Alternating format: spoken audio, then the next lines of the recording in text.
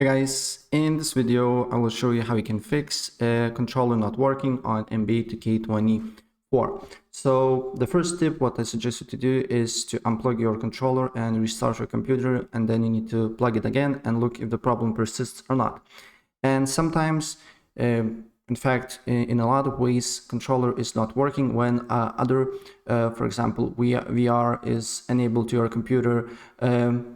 Is some sort of wheel for racing or something like that, third party, also gaming accessories or software. So what I suggest you to do here, if you plugged your VR or another controller, you just need to leave your one controller plugged and then try the game, because sometimes it will not work for you, right? And once you do that, and still if this doesn't work, then you just need to plug your controller, go to Steam, go to Steam settings here, then press on settings, go to controller here, and depending what controller you're having, make sure this button is on. And then I'm using PlayStation controller, so I just need to toggle this button on. But if you're using, for example, Xbox controller, you just need to make it like this. And if you're using a Nintendo Switch, make it like this. So probably you get the point. What controller you're using, toggle that button on. And if you're using, as you can see here, generic controllers, there is an option for you as well.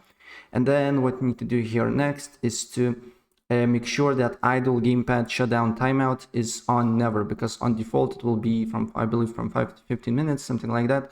So this means when you play the game for a 15 minutes, your controller will completely shut down. So you don't want to have this option, so just make on never, right? And after that your controller should work. But if it's not, then just go to library, go to on MB2K24 properties, then you need to go to controller here and tweak your settings. So probably on default, just it will be your controller use default settings. So and then you just change it. If it's not working for you with the default settings, just make it enable Steam input.